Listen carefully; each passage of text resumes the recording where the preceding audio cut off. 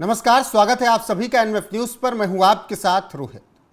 2026 बहुत महत्वपूर्ण होगा कई पार्टियों के लिए। कई ऐसी पार्टियां जो कि क्षेत्रीय हैं और बीजेपी जो कि हर चुनाव को पूरे दम के साथ लड़ती है। ऐसे में तमिलनाडु में चुनाव हैं, पश्चिम बंगाल में है और बिहार में अभी तो हाल फिलहाल में इसी साल चुनाव होंगे। अब इन तीनों जगह पर अमित शाह की नीति शुरू हो चुकी है। तीनों जगह पर अमित शाह होंगे और हर हफ्ते होंगे। जी हाँ, बिल्कुल सही सुन रहे हैं आप कि हर हफ्ते इन तीनों राज्यों में एक एक दौरा या दो दो दौरा अमित शाह करेंगे। अब रणनीति क्या है, प्लानिंग क्या है, इसी पर चर्चा करने के लिए वरिष्ठ पत्रकार पंकज प्रसून हैं। पंकज जी, सबसे पहले शुरुआत बिहार से ही करते हैं क्योंकि बिहार में 2025 में ही चुनाव है। अमित शाह, तीन राज्य, तीनों जगह चुनाव और तीनों जगह अमित शाह की नीति क्या आपको दिख रही है? क्यों इतना एक्टिव कि हर हफ्ते कम से कम 2 बार तो पहुंचना ही है? नहीं, एक्टिव तो अमित शाह हमेशा रहे और जब से राजनीतिक जीवन में आए हैं।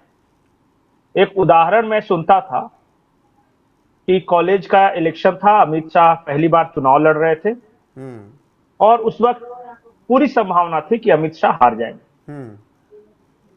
अब कोई जीतने की इनकी उम्मीद नहीं कर रहा था, पर अमित शाह काम कैसे करते हैं वो समझिए। चुनाव के एक दिन पहले उस कॉलेज की हर लड़कियों के घर में फोन जाता है और उनके गार्जियन को यह बताया जाता है कि आपकी बेटी का कल स्कूल आना जरूरी है और महिला अगर नहीं वोट देगी तो यह समाज लफंगों के हाथ में चला जाएगा। गार्जियन के पास आया है जिनका स्टूडेंट इलेक्शन से कोई मतलब नहीं। अगले दिन गार्जियन लेके आते हैं कॉलेज इलेक्शन में और वो सुनिश्चित करते हैं कि हर लड़की वोट दे। सोचिए कितना दूर की सोचते हैं और कैसे सोचते हैं। वहां से लेके आज तक अगर नरेंद्र मोदी की सरकार रूपी इमारत इतनी बुलंद और भव्य दिख रही है ना, तो उसके नींव की ईंट और पिलर अमित शाह है। कोई भी उपलब्धियां बता दीजिए, प्रधानमंत्री मोदी की 5 बड़ी उपलब्धियां बताइए। धारा 370 कौन लेके आया? अमित शाह। पूरा आर्किटेक्ट उनके वो थे। किसी भी राज्य में चुनाव जितवाना हो, पूरी स्ट्रेटजी तैयार करने से लेके कैंडिडेट से लेके पूरी डिटेल प्लानिंग कौन करता है? अमित शाह। तो ऐसे में चमकदार दिख रहे हो सकता है जी। तो ऐसे में पंकज जी, एक एक राज्य की बात करते हैं। बिहार अगर पहुंचेंगे तो अमित शाह की क्या रणनीति होगी? देखिए, बिहार में बिल्कुल स्पष्ट है, इस बार एंटी आरजेडी या एंटी आरजेडी कांग्रेस वोट को बिखरने नहीं देना है। पिछले विधानसभा चुनाव में थोड़ी सी गड़बड़ी हो गई थी। गड़बड़ी क्या हुई थी? पहले चरण में 90 सीटों पे चुनाव हुआ था। 90 सीटों पे मैं अभी गया था पटना में, तो बिहार भारतीय जनता पार्टी के एक नेता से बातचीत हो रही थी। वो डिटेल्स लेके बैठे हुए थे। उन 90 सीटों में से भारतीय जनता पार्टी और सहयोगी दल यानी जेडीयू को सिर्फ 13 सीटें मिली थी। मतलब पहले चरण में सफाया हो गया था। वो क्यों हो गया था? क्योंकि तेजस्वी का पहले कैबिनेट में ही पहला साइन से 10 लाख लोगों को रोजगार देंगे ये क्लिक कर गया था। दूसरा कारण यह था कि चिराग पासवान उस वक्त अलग लड़ रहे थे। उन्होंने नीतीश कुमार को डैमेज करने के लिए उनके खिलाफ कैंडिडेट उतार दिया। ये बात अमित शाह को पता है। उन्होंने कहा कि पिछली बार जो चिराग पासवान की वजह से डैमेज हुआ था या ये जो बेरोजगारी के नैरेटिव की वजह से डैमेज हुआ था, इस बार नहीं होने देना। जो भी कमजोर सीटें हैं उसको मार्क करना है। वहां पे क्या किया जा सकता है, कैसे आपसी समन्वय स्थापित हो, जब सीट बंटवारे की बात चले तो बात बाहर कैसे ना जाए। आकांक्षा होती है यार छोटे दल की। जीतन राम मांझी कुछ और बोलेंगे कि मुझे 30 से 40 चाहिए, चिराग पासवान ये बोलेंगे कि मैं तो अब दिल्ली से चला, मैं तो अब बिहार में रहूंगा। इन सबको एक कंट्रोल में रखना, चीजें आउट ऑफ कंट्रोल नहीं हो, माहौल नहीं बिगड़े, इस बात को सुनिश्चित करते हैं अमित शाह जी। हर छोटी बड़ी चीजों को वो देख रहे हैं। और पता है, जब मैं बिहार में जितने दिन रहा उस दौरान वो 2 बार आ चुके थे और इतना हेक्टिक शेड्यूल कि वो एक तरफ जाके रैली को संबोधित कर रहे हैं, फिर पटना आ रहे हैं, ऑफिस में सारे पदाधिकारियों के साथ बंद कमरे में बातचीत कर रहे हैं। 2-2 ढाई-ढाई घंटे बातचीत चल रही है, डिटेल समझाया जा रहा है क्या करना है, उससे भी जरूरी है क्या नहीं करना है। इस तरह की बातचीत हो रही है। किसके पास इतना टाइम है जी? जिसके पास गृह मंत्रालय हो, सहकारिता मंत्रालय हो, देश में इतने बड़े मुद्दे हो, बांग्लादेश का इशू हो, नॉर्थ ईस्ट का इशू हो, वो बैठ के प्लानिंग करता रहे हर स्टेट में। 24 घंटे 24 आवर्स पॉलिटिशियन है अमित शाह, इनको कभी भी आराम पंकज करते नहीं जी, देखिएगा। बिहार में वक्फ कानून का भी तो असर पड़ेगा ना। 59-60 सीटें जो मुस्लिम बाहुल्य हैं, उसके लिए क्या रणनीति तय होगी? मैं एक बात बताऊं आपको ईमानदारी से, इस देश के मुसलमान एक ट्रैप में फंस रहे हैं। भारतीय जनता पार्टी चाहती थी कि ये प्रोटेस्ट कर, ये तोड़फोड़ करे। मैं बिल्कुल मतलब ईमानदारी से बता रहा हूं, अपने दिल की बात बता रहा हूं। जो चीजें भारतीय जनता पार्टी के नेता अपने भाषणों से नहीं कर पाए, वो एक मुर्शिदाबाद ने कर दिया। एक मुर्शिदाबाद में हिंसा होने के बाद से पूरे देश में वक्फ के खिलाफ जो प्रोटेस्ट होने वाले थे, जो जमीन तैयार होने वाली थी, उसकी हवा निकल गई। वो 12 में उतना ही हवा भरना चाहे जितने में वो उड़ सके, लेकिन जब ज्यादा हवा भर दीजिएगा वो फट जाएगा तो बेकार हो जाएगा। इन्होंने तोड़फोड़ हिंसा करके वो जो आग थी ना अंदर तो लग रही थी, उसको खुश कर दिया।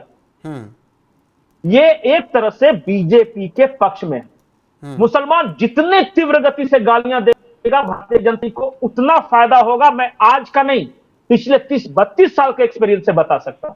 ठीक है, बीजेपी के राइज ही हुआ है जब मुसलमानों ने दुश्मन समझना शुरू किया। राम मंदिर आंदोलन से लेके अटल जी बहुत अच्छे थे, तो क्या हुआ? एक भी मुसलमान वोट दिया था? नहीं दिया था। तो मोदी थोड़े खराब भी हैं तो भी नहीं दे रहा। योगी सबसे खराब है तो फिर भी नहीं देगा। अंत में कंक्लूजन तो ये ना कि नहीं मिलना है, लेकिन हिंदुओं की पे वोट परसेंटेज बढ़ता जा रहा है। नहीं मिलना है। चलिए, आप चुनाव दर चुनाव देखिए, वोट बिहार में नहीं मिलना है मुस्लिमों का, अगर तो वहां पर इतना बिहार में अति पिछड़ा वोट कंसोलिडेट है आज की तारीख में। जो नीतीश कुमार का वोटर है, जैसे कि पचपनिया समाज हो गया, अति पिछड़ा हो गया, कहार हो गया वगैरह, ये सब चिराग पासवान वाला वोटर जो है, जो दुसाद वगैरह हो गए। उसके बाद जो सवर्ण हो गए, जो पारंपरिक रूप से जो इधर उधर बिखर भी रहे थे रोजगार के चक्कर में, राजपूतों को, ब्राह्मणों को वगैरह गालियां दे देकर इन लोगों ने कंसोलिडेट कर दिया। सिर्फ अब यादव और मुस्लिम, इसके अलावा मुझे कोई वोट बैंक ऐसा दिखता ही नहीं कि जो पूरी तरह से गोलबंद है महागठबंधन की तरफ। ठीक है, कोई नहीं दिखता बिहार में। लेकिन पंकज चलिए, तो यहाँ पर मुस्लिम और क्या कहते हैं SC/ST लॉकूस, इन सब चीजों की बात होगी उस समीकरण की। लेकिन तमिलनाडु अगर जा रहे हैं अमित शाह, हर हफ्ते 2 बार अगर प्लानिंग हो रही है कि 2 बार तो कम से कम पहुंचे, वहां पर हिंदी का मुद्दा है, वो हिंदी बनाम तमिल करने की कोशिश स्टालिन और थालापति दोनों की तरफ से है। तो अमित शाह तमिलनाडु में क्या खंगाल रहे हैं? बहुत महत्वपूर्ण सवाल है। अमित शाह आज 2025 में तमिलनाडु में वही कर रहे हैं जो 2021 में पश्चिम बंगाल में कर रहे थे। पश्चिम बंगाल में लेफ्ट मेन अपोजिशन पार्टी थी, लेफ्ट और कांग्रेस, और ममता बनर्जी सरकार में थी, बीजेपी वहां कहीं नहीं थी। उसके बाद बीजेपी ने 2019 के लोकसभा चुनाव में अच्छा परफॉर्मेंस किया। 2021 में अपनी सीटें 3 से बढ़ाकर 77 लेके चले गए या 71 लेके चले गए, प्रिंसिपल अपोजिशन हो गए, और 2026 आते आते तक ये सरकार बनाने की स्थिति में है। तमिलनाडु को समझ लीजिए 2019 अभी है। इस बार लक्ष्य यह है कि चूंकि बीजेपी वहां कहीं नहीं है, बीजेपी की कोशिश यह है कि मेरा 10% वोट और AIADMK का 20% वोट, 30% वोट है, 39% डीएमके का है।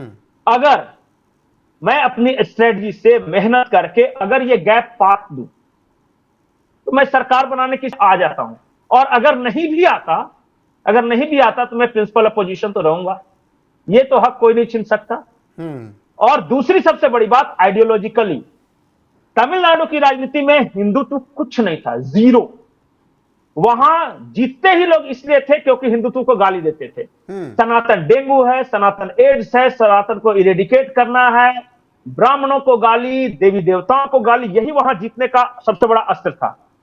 अब भारतीय जनता पार्टी ने वहां सनातनी राजनीति को बीजारोपण कर दिया है। मैं तमिलनाडु में लोगों से पूछता हूं, मैं आपको बता रहा हूं, तमिलनाडु में लोगों से पूछता हूं, वहां तेलुगु स्पीकिंग जो लोग हैं, क्योंकि पड़ोसी राज्य है, तेलुगु स्पीकिंग है, वहां उनको साधने के लिए पवन कल्याण और चंद्रबाबू नायडू को लगाया गया है। बिल्कुल, लेकिन ब्राह्मण है वो हिंदू के नाम पे है, जो हिंदी स्पीकिंग है वो भारतीय जनता पार्टी के हैं।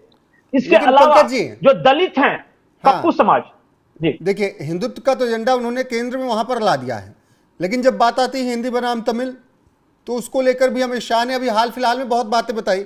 उन्होंने कहा कि मोदी जी की सरकार पहली ऐसी सरकार है जिसने एग्जाम्स को अब 14 से 16 भाषाओं में करवाना शुरू किया। कांग्रेस के राज में अंग्रेजी और हिंदी में पेपर दिया जाता था केवल, बिल्कुल। अब वो तमिल वाले तेलुगु वाले कैसे देते रहे होंगे। हम आए तो हमने 14 से 16 भाषाओं में बड़े पेपर्स करवाने शुरू किए। इसीलिए उन्होंने कहा मैं खुद गुजराती हूँ, मैं गुजराती भाषी हूँ, लेकिन मुझे कोई दिक्कत नहीं है हिंदी बोलने में, तमिल और मराठी बोलने में। बिल्कुल बिल्कुल, और आती भी है उनको। सबसे हाँ। बड़ी बात है कि तमिल तो नहीं, लेकिन मराठी, गुजराती, हिंदी, इंग्लिश आती है। बोलने का और सबसे बड़ी बात है ये सीखने भाषा में, या कोई बात कर रहा है तो उससे मुझे दिक्कत नहीं होनी चाहिए। नहीं होती भी नहीं है, आम लोगों को नहीं है। आम लोगों को तो कम्युनिकेट करना चाहिए। दूसरी बड़ी बात मैं बताऊं, वो जो लैंग्वेज बार है ना, वो 67 का लैंग्वेज बार को दोबारा रिन्यू करने की कोशिश थी डीएम के द्वारा। जिस तरह उत्तर भारत में जातिवाद की राजनीति को फिर से रिन्यू करने की कोशिश है राहुल गांधी, अखिलेश और तेजस्वी द्वारा, वो रिग्रेसिव पॉलिटिक्स कर रहे हैं, वो पीछे ले जाने वाली पॉलिटिक्स कर रहे हैं। और भारतीय जनता पार्टी आगे की बात कर रही है। नहीं, और बताइए यही फर्क है। आज भी दक्षिण बनाम उत्तर भारत, हिंदी बनाम भाषा मतलब तमिल तेलुगु नहीं चलता भाई साहब। ये सोशल मीडिया का जमाना है। हजारों लड़के चेन्नई में काम कर रहे हैं आईटी सेक्टर में, तमिलनाडु के हजारों लोग तेलुगु आंध्र प्रदेश में काम कर रहे हैं, हैदराबाद में, बेंगलोर में काम कर रहे हैं। कैसे चलेगा ये? जी बिल्कुल। इतना और इकोनॉमिकली आपस में एक दूसरे पर आश्रित हैं। मुश्किल है कि आप बैरियर लगा दें लैंग्वेज में। और नहीं, चेन्नई खुद, मैं चेन्नई, हैदराबाद और बेंगलोर, तीन राज्य हैं, 3 भाषाएं हैं, एक 2 आईटी हब हैं, एक ऑटोमोबाइल हब है। इतना माइग्रेशन है एक दूसरे पर, और उत्तर भारत के लोग वहां जा रहे हैं, तमिल से यहां काम कर रहे हैं। अभी सोचिए कि आईपीएल चल रहा है, अभी सोचिए कि आईपीएल चल रहा है, सीएसके की सबसे बड़ी फैन फॉलोइंग इधर आके होती है नॉर्थ में, इधर के लोगों को, झारखंड बिहार, इसलिए धोनी को पूजने वाले लोग हैं। बिल्कुल। अच्छा बताइए, धोनी जो है वो चेन्नई के कैप्टन है। हाँ। अब लड़वा लीजिए चेन्नई या झारखंड में, लड़ेंगे ही नहीं। दोनों तो एक ही टीम को चीयर अप कर रहे हैं। हाँ। तो इसलिए कह रहा हूं कि वो रिग्रेसिव पॉलिटिक्स, वो पीछे ले जाने वाले राजनीति है। और पता है वो क्यों कर रहे हैं? क्योंकि उन्हें खतरा महसूस हो रहा है। अगर खतरा महसूस नहीं होता तो वो बड़ी अच्छी अच्छी बातें करते हैं। उनको पता है कि वो जो एआईडीएमके और बीजेपी का वो है, वो सरकार बनाने की स्थिति में आ सकते हैं। इसलिए वो नैरेटिव सेट करने की कोशिश कर रहे हैं कि किस तरह हिंदुओं को गाली दे या फिर सनातन को गाली दे, और ये डेस्परेशन है वो, अब और जो दिख रहा है। अब चर्चा पश्चिम बंगाल की। पश्चिम बंगाल में भी सेम स्ट्रेटजी तैयार की जा रही है, और यही दौरा वहां पर भी अमित शाह का होगा। पश्चिम बंगाल हाल फिलहाल में जिस स्थिति में है वो सबने देखा। वक्फ कानून के बाद सबसे ज्यादा विरोध अगर कहीं हुआ, बवाल हुआ, हिंसा हुई, हिंदुओं का पलायन हुआ, तो पश्चिम बंगाल है। पश्चिम बंगाल के अलग अलग जिले हैं, नाम बहुत सारे हैं, मुर्शिदाबाद से भांगर और हावड़ा तक बहुत सारे हैं। पश्चिम बंगाल के लिए क्या तय होगा? अमित शाह के दिमाग में, उनकी नीति में क्या होगा? मैं 3 लाइन में पश्चिम बंगाल की स्थिति बता देता हूं। पहला, टीएमसी में महाफूट है। फूट नहीं, महाफूट। अभिषेक बनर्जी, कल्याण बनर्जी, महुआ मोइत्रा वगैरह, वो कुणाल घोष वगैरह, देखिए बहुत सारी बातें। बिल्कुल ये सबने देखा। तो एक पार्टी जो सत्ता में है लगातार 20 सालों से, ये तो देखा गया, इसलिए बता ले रहे हैं। बहुत कुछ तो अंदर है जो बताया नहीं जा सकता क्योंकि खुल के नहीं आया अभी। नहीं, पहली बात यह है। दूसरा, करप्शन चार्जेस इतने हैं कि टीचर्स इक्विपमेंट स्कैम से लेके हर क्षेत्र में तोलाबाजी, कट मनी, ये सब आप सुनिएगा। और तीसरी स्थिति यह है कि रिलीजियस ध्रुवीकरण जो मुर्शिदाबाद में हुआ और जो बॉर्डर इलाके में हो रहा है, बांग्लादेशियों को लेके, सीए एनआरसी को लेके ये हो रहा है। अगर ममता बनर्जी की पकड़ मजबूत होती ना, तो वो बंगाल में हिंसा होने ही नहीं देती। चीजें ममता बनर्जी के हाथों से निकल रही हैं। वो जितना जोर से, वो रेत है मुट्ठी में पड़ा हुआ, वो जितना जोर से दबा रही है बंगाल, उनके हाथों से उतनी तेजी से खिसकता चला जा रहा है। कभी किसी जमाने में ममता बनर्जी टीएमसी के खिलाफ बोलने पर तुरंत आ जाते थे लोग मारने पीटने। आज खुल के हर चौक, हर चौराहे पर ममता बनर्जी के खिलाफ न सिर्फ बोला जा रहा है, बल्कि तमाम प्रतिबंधों के बावजूद वहां के हिंदू गांव में, गलियों में निकल के शोभा यात्राएं निकाल रहे हैं। इससे पता चलता है कि बंगाल की जमीन कैसी हो रही है। बिल्कुल। बाकी और बंगाल के बारे में आखिरी एक बात, मैं अभी गया था बंगाल में। हाँ। वहां एक आम बंगाली ने बहुत मजेदार बात बोली कि दादा जब भी बंगाल में हिंसा होती है सत्ता बदलता है। उन्होंने कहा कांग्रेस की सत्ता थी, हिंसा हुई, नहीं सबका, उन्होंने कहा सिद्धार्थ शंकर रे थे, हिंसा हुई, लेफ्टिस्ट आए, लेफ्ट है शांति से चल रहा था, नंदीग्राम हिंसा, नंदीग्राम सिंगूर हुई, ममता आई, अब ममता हुई, अब मुर्शिदाबाद मालदा कालियाचक हुआ है, ममता गयो जाची बोलता है, ममता जा रही है। बाकी 2026 तय करेगा और 2025 बिहार तय करेगा कि अमित शाह ने जो स्ट्रेटजी तय की, उनकी जो नीति है उस पर जनता ने कितना विश्वास किया और बीजेपी को कितना कामयाब कर पाए वो बिहार में, तमिलनाडु में और पश्चिम बंगाल में। बाकी बने रहिए हमारे साथ, आपको हर एक अपडेट यहां पर मिलती रहेगी। नमस्कार।